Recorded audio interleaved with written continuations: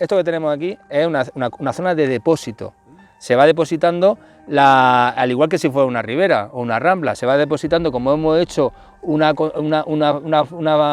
franja de filtración, se va depositando la tierra más rica, más llena de materia orgánica y también de arcillas. Ten en cuenta que la zona esta es muy pobre en arcilla, es una zona pedregosa que le falta arcilla. Bueno, pues gracias al sistema nuestro, cuando escarbamos un poco, ya empezamos a ver que la arcilla es plástica, es plástica, y aquí hay humedad, aquí hay riqueza, hay materia orgánica, hay nutrientes, y esto es como cultivar en una llanura aluvial, acaba siendo así.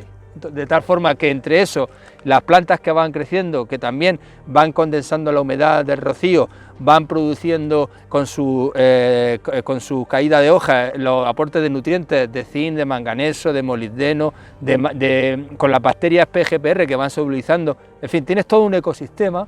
Las abejas, que también sabemos ahora que la abeja, una de las cosas que hacen las abejas no solamente es polinizar, sino también ataca a muchas arañas que son plagas. Es decir, el mismo ecosistema intenta encontrar la homeostasis y trabaja en conjunción a favor del agricultor. Que se vea la producción de flor tan alta que tenemos y además con un nivel de cuaje muy elevado. ¿Qué es lo principal que te hace que este árbol tenga esta producción? Pues aparte de que es un árbol joven, pues que tiene dos albaidas ahí al lado, que tiene esta deposición que hemos dicho, las cacas de conejo y esta materia que aquí ya se ha secado un poco, pero que es, como vemos, es arcillosa y es muy rica, otra vez plástica. Esto, gracias al sistema que hemos ido creando, que en este caso ha hecho Bernardo, aquí lo que vamos a tener es que las raíces, en vez de estar limitadas en un bulbo, se están expandiendo, como las raíces son pivotantes, las raíces secundarias se van expandiendo y son capaces de coger toda la humedad que aquí se va desarrollando, se va quedando atrapada y todos los nutrientes. Y la relación, la comunicación que ahora mismo es invisible entre estas plantas y otras con las raíces de este árbol, es lo que está haciendo que tenga, por ejemplo, aportes de extras de fósforo, aportes extras de nutrientes y aportes incluso de bioestimulantes que hacen que el cuaje sea mayor y que la floración sea mayor. Y no tienen que estar cicatrizando todos los años. Aquí estamos en una zona de barranco. En las zonas de barranco son más húmedas que en las zonas de ladera. Entonces, esto resulta que cuando, como viene el agua, el árbol se puede crecer más y está en mejor situación que los de ladera. Por tanto, producir en barrancos es mucho más sencillo que producir en ladera, porque en ladera no tienes aportes que te vienen externos, sino que es solamente del agua que tú tienes. Entonces, aquí podemos ver en ladera, ahí no hay barranco, el barranco es esto, ahí lo vemos en ladera, qué tipo de árboles están funcionando. Y claro, eso es lo que realmente, porque lo que más hay es en ladera. Barrancos lo que hay es muy poco. Entonces, el enseñar el barranco y ver lo hermosos que están y lo bonito y tal, no dice nada, porque eso es sencillo. Ahora, lo importante es la ladera que es la más dura y que vamos, que no tiene aporte ninguno, nada más que de lo que le cae de arriba. Entonces, gracias a estas recogidas de agua en la curva de nivel, estas medias lunas, pues esto, cuando llegan los meses de julio y agosto, vas allí y hay humedad. Y claro, el árbol vive porque en esos momentos tiene que recurrir a las partes más húmedas. Y entonces el árbol va a la parte más húmeda, que es de donde se nutre. Y entonces, claro, por eso se está consiguiendo ese tipo de arbolado en ladera, debido a estas curvas de nivel. A esta recogida de agua, que es un caballón, que es muy simple, un caballón que lleva ya, pues la última vez que se labró y se hizo, pues llevará unos 9 años aproximadamente, que no se le ha vuelto a tocar. Y es curioso cómo la materia orgánica se acaba acumulando por el arrastre del agua en esas zonas precisamente, que lo primero que empieza a cubrir, antes de que colonicen las plantas, es la misma los mismos restos de materia orgánica del árbol y de otras especies que arrastran las semillas y que por la acción de la lluvia, igual que en las matacanas cuando se reforestan los montes, acaba por sí solo extendiéndose y convirtiéndose. Eso dentro de un año, esa zona que vemos ahí estará cubierta de especies de mucho interés, entre ellas la albaida.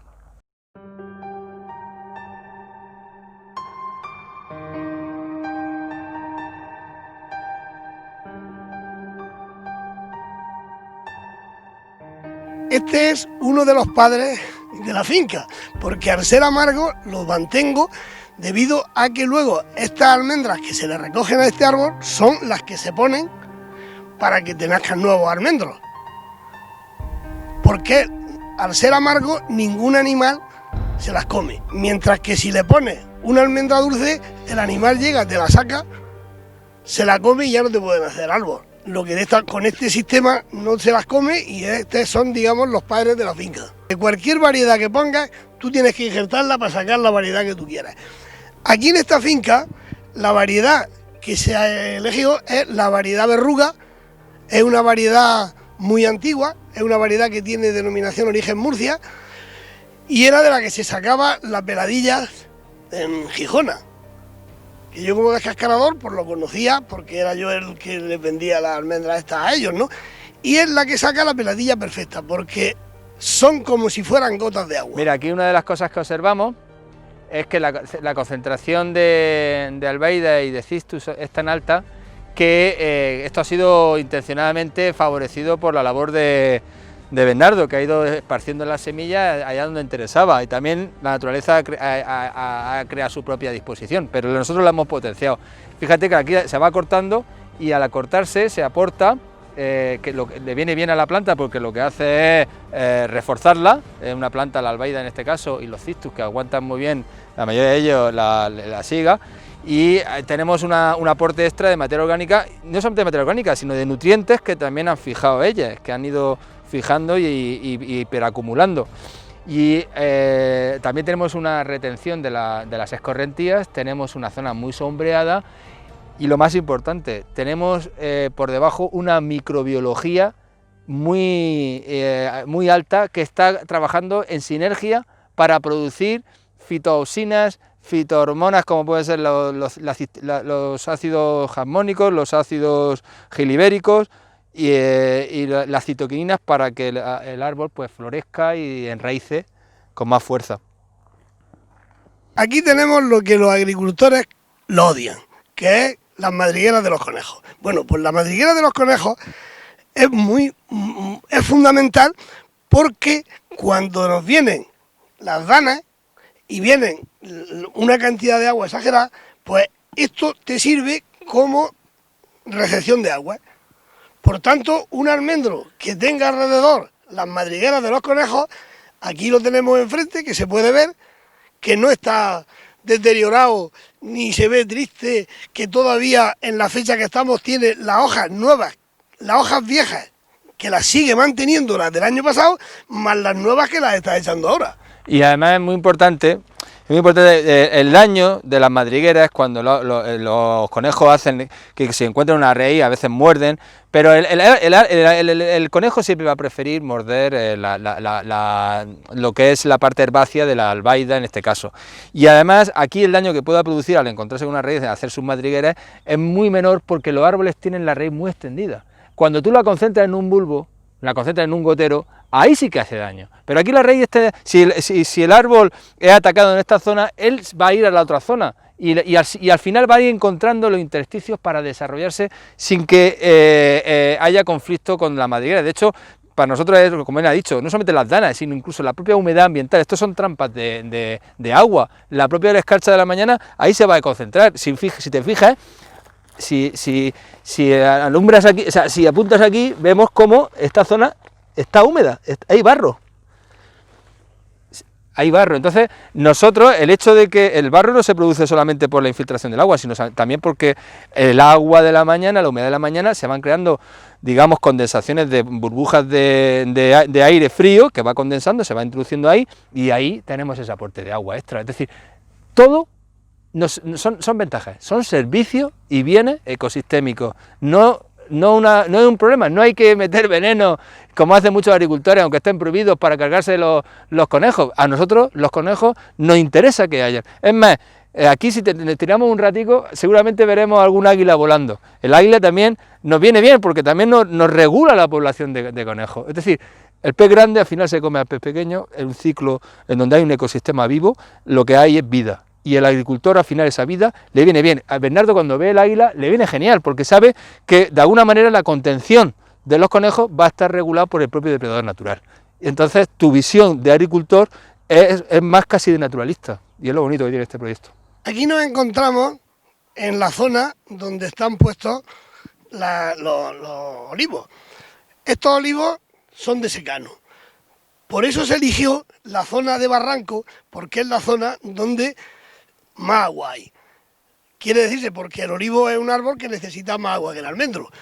Entonces, este olivo, como se podrá ver, son olivos que no se podan, que van a su aire y que también tienen su misma recogida de agua que los demás árboles.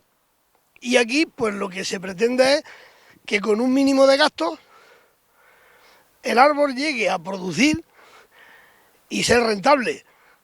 Aunque ahora mismo la situación de la aceituna está muy mal por el tema de los costes de la recolección. Pero bueno, si aquí conseguimos que a través del sistema ecosistémico, que es lo que yo he llevado, pero es lo que se le ha dado nombre ahora, se consigue que ese aceite se pueda vender algo más caro que se vende el tradicional, pues resulta que esto, que de momento parece que es una tontería, pero claro, puede llegar a ser rentable a la hora de introducir este tipo de aceite en el mercado, puesto que tiene un valor añadido por el sistema ecosistémico y más cosas que estamos desarrollando sobre el aceite para buscar tener un aceite único aparte del ecosistémico. Eso ya lo veremos porque estamos trabajando para quitarle el amargor al aceite y que sea un aceite muy similar al de la pipa o al de la almendra, pero sin embargo con el valor que tiene la aceituna. Es un proyecto muy ambicioso, pero creemos que puede ser rentable a la hora de poder entrar al mercado con un producto nuevo. Este olivo es de la variedad autóctona de Cuquillo, que es el olivo de la zona. Aquí siempre he buscado que el árbol que se ponga sea un árbol autóctono, no buscando solamente la producción, sino el poder tener lo que se ha tenido toda la vida. Y si en cientos de años han funcionado, ¿por qué vamos a traer variedades de alta producción que luego al final te vienen 3 años de sequía y todo se te viene abajo? Pues aquí lo que se pretende es eso, el que no se te venga abajo la producción ni se te seque el árbol. Y por eso es por lo que se está buscando constantemente plantas autóctonas, tanto en olivo como en almendro, como la higuera, que también la tengo. También estamos trabajando un sistema de desviación de aguas fluviales.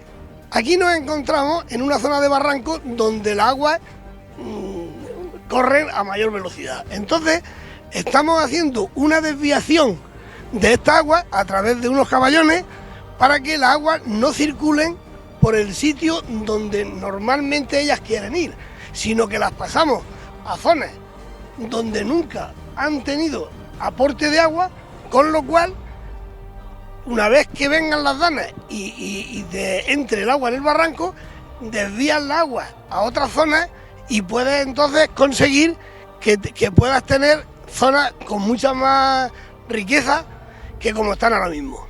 Aquí hay una asociación simbiótica entre dos plantas. Por un lado está la oliva, que es un acebuche que se ha plantado de hueso, y luego una planta que nosotros hemos favorecido, que es el marrubio, que está aquí. El marrubio es muy conocido todos por las propiedades que tiene expectorantes para la respiración, pero tiene una cualidad a nivel agroecológico, que es vasodilatador. Facilita el transporte de la savia hacia los lugares más extremos.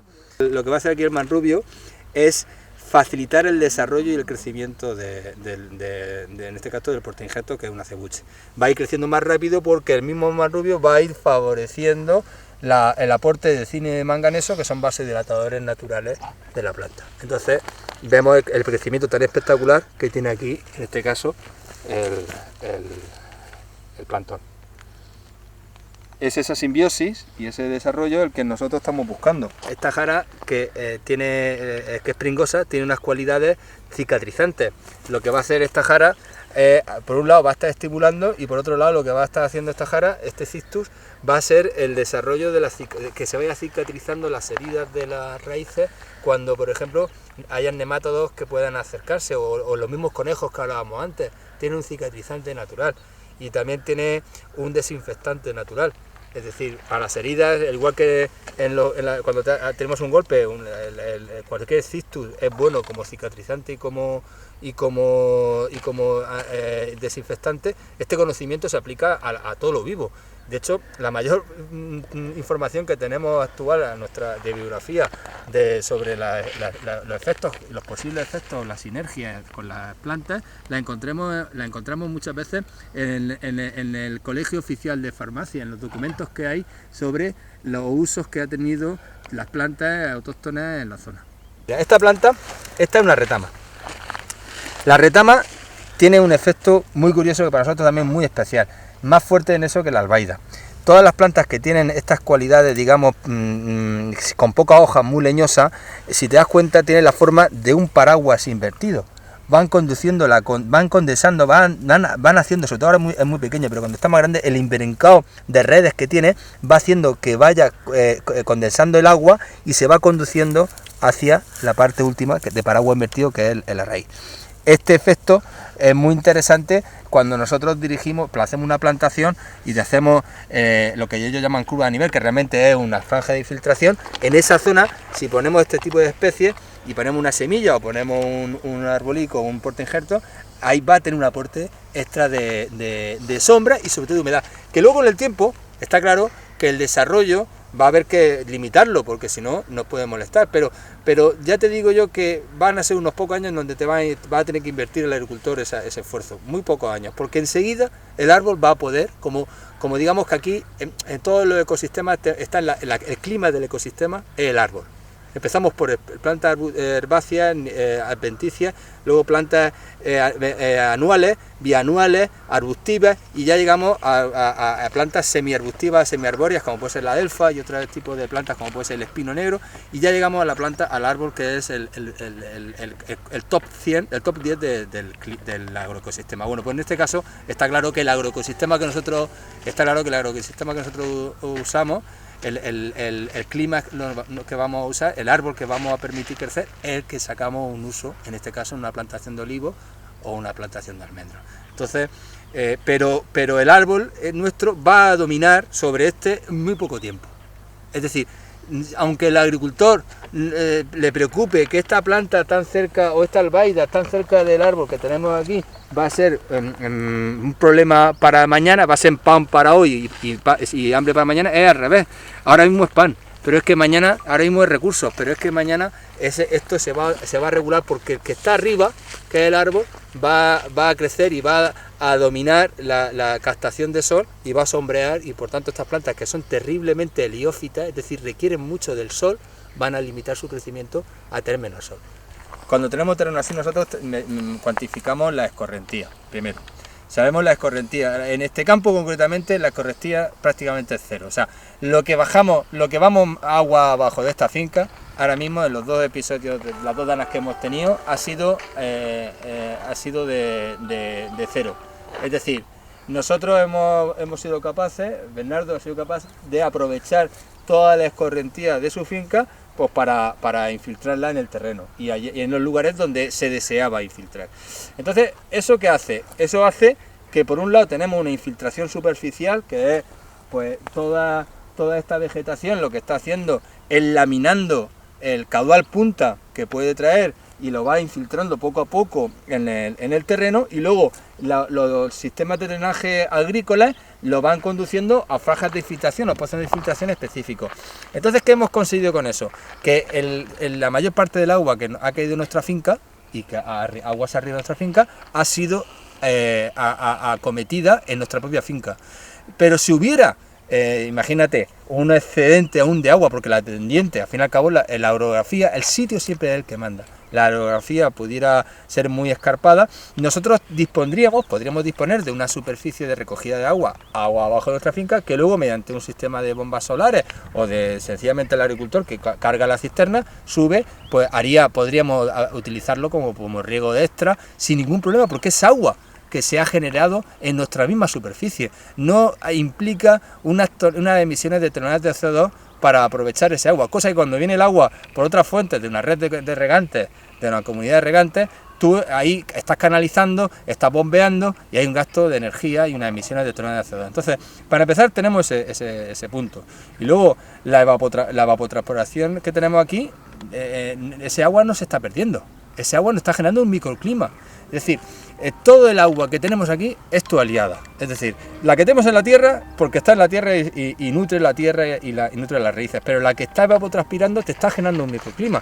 Y una cosa que sabemos del agua, hoy por hoy, el agua atrae al agua, el agua llama al agua. Lo verde, se sabe de la capacidad de regeneración, de atracción que tiene las masas verdes, las masas vegetales sobre el agua. De hecho, hay un desierto en China en donde han sido capaces de aumentar 6 veces la pluviometría del agua, y un proyecto muy bonito, piloto, muy interesante, que todo el mundo, todos los técnicos conocemos, en donde a través de la plantación de plantas autóctonas y la implicación de agricultores locales, han tenido de una precipitación por debajo de los 100 mililitros hasta por encima de los 600 milímetros. Se nota que el animal ha escarbado pues, para encontrar también la zona más húmeda. Más húmeda. Esto ha sido por la noche, cuando no estamos. Aquí la fauna es brutal. Y bueno, y se acosta en la albaida porque también le protegía, era más cómodo, más que las piedras que hay alrededor. Entonces ha ido buscando su... Y como veis, el árbol no ha padecido, no hay restos de mordiscos ni hojas por la presencia de un jabalí, que un jabalí nunca está solo. Habrán habido varios jabalíes, seguramente era una hembra que ha podido parir, o vete tú a saber, y no ha creado ningún daño en el campo, solamente en la albaida, que hay una al lado. Entonces la albaida se va a rebrotar, el hecho de partirse va a hacer que la materia orgánica vaya agua abajo y facilite la dispersión de semillas y de materia orgánica. Sin esfuerzo. En este caso, el jabalí ha trabajado para el agricultor, sin saberlo.